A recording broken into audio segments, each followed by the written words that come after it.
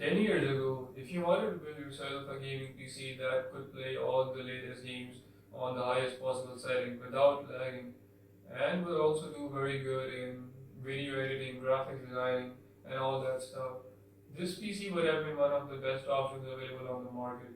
And this PC was like $1,000 computer, or maybe over $1,000, all the way back in 2014. And basically, right now, I built this whole computer for like almost $166. And if you like buy all these parts and like somewhere else in the world, you can probably build this thing for a lot cheaper, because in my country the prices are a bit high compared to the other countries. So by the way, I'm from Pakistan and the prices here are like not the best. So even if you're from India or maybe like from the US, you can probably build this thing for half the price. So yeah, the specs of this PC are shown on the screen right now. This thing has got a GTX 580. No, this thing has got a GTX 680 2GB, and this one is the ASUS DirectX U2 edition. And this was actually a huge improvement over the previous generation. Compared to the GTX 580, this thing was like the die size of this thing was half the size of what was of the GTX 580. Like it was 40 something nanometer, and then the die size of GTX 680 is like only 22 nanometer, I think, or 24. And also the power consumption was reduced by a lot. GTX 580 used to like consume almost 250 watts of power while gaming, while this thing is rated at only 195 watts. And also the funny thing is that the like when I noticed the power consumption of this thing while gaming, this thing was consuming as much power as a GTX 560. However, the performance was like almost the double of that of GTX 580. And the rest of the specs of this PC, the motherboard that I'm using in this thing is an ASUS Z97P, and this is one of the best motherboards for 4th generation. This is like an unlocked motherboard, and you can overclock the RAM as much as 3400 megahertz. So yeah, that's actually very good for such an old motherboard. And this thing supports the Intel processors from 4th and 5th generation. Right now I'm using an Intel Xeon E3 1241B3 in this, which is basically an i7 4770K. And by the way, even if you're using like an i7 from 2nd or 3rd generation, you'll still get like the same performance out of this graphics card, because this CPU was released all the way back in 2012. So yeah, a 2nd generation i7 would not be bottlenecking the CPU. So the amount of RAM that I'm using in this thing is 16GB RAM. I'm using an 8GB kit from Kingston. This one is Kingston HyperX Blue. The RAM is overclocked. No, the RAM is not overclocked. The RAM is running on the default clock speeds of 1333 MHz. I did try taking the RAM to like 1600 MHz, but for some reason my PC kept crashing and freezing, so I had to like turn down the clock speed to what it was before, which is 1333 MHz. So in today's video, I'm going to be testing a couple of games on this, and we're going to see how well this thing holds up in 2023, and whether you should get this PC, you should build like these specs if you're getting those for cheaper or not. So without wasting any time, let's get right into the video. Now if we take a look at the performance of this GPU in Forza Horizon 4, this is actually much more than impressive, because this is a GPU that was released all the way back in 2012. This thing also does not support the DX12. This is only DX11.1. So the performance is much more than impressive. By running the Forza Horizon 4's built-in benchmark, I was getting an average of like over, you can say, 40 FPS. The average was hovering between 40 and 45 FPS on 1080p using the high setting preset. The only thing that I changed is that I turned off MSAA. The rest of the settings are all like, which are like the default high setting preset.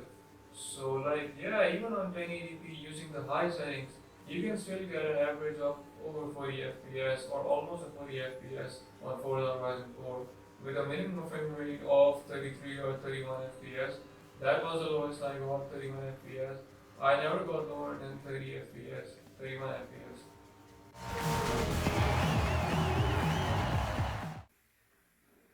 Now if we take a look at Minecraft, Using the 16 chunk render distance and CU's linear shaders, I'm also using a texture pack which is basically faithful 64x resolution texture pack. And most of the settings are like set to quality, and I'm using sodium, phosphor, and lithium, which are basically performance mods. So, like even when I'm using the CU's renewed shader, I was still getting like an average of 47 FPS, and the lowest FPS that I ever got was like when it was raining inside the jungle biome, and I was still getting over 30 FPS. So my FPS basically never dropped before, like my FPS never dropped below 34 or 35. So that was basically the lowest that I got.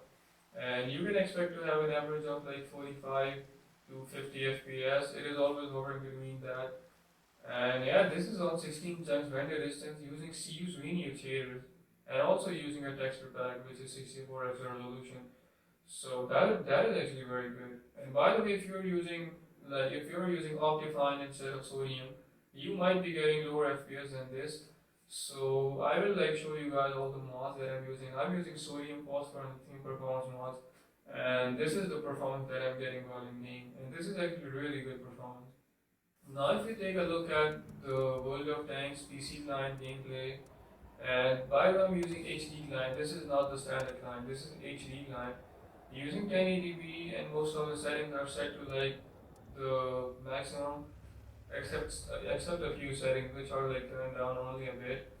I was getting an average of 70 FPS in the game, and the lowest FPS that I ever got were like 61, 60. These was the lowest that I ever got.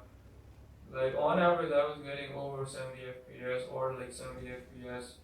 So yeah, it is actually a very good experience. And if you have like a 60 Hz monitor, you can overclock that monitor to 75 Hz, and you can like lock the frame rate to 75.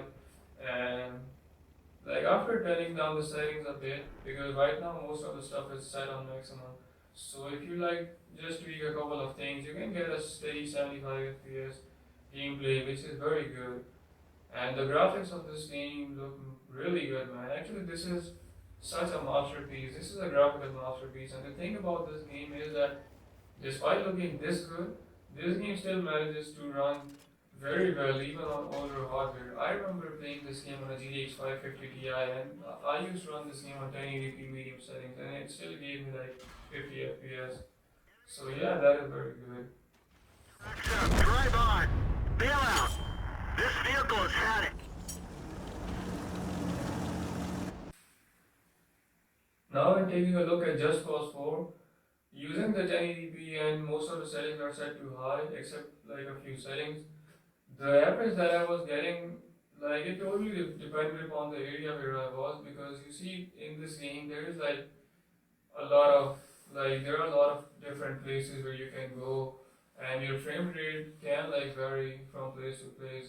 However, like if I just take an average of what frame rate you can expect to get in this game on 1080p high settings, I was getting like 30, 35 FPS. This was the average that I was getting, and the lowest frame rate that I ever got was like 25 FPS. I think that was the lowest FPS that I ever got in this game.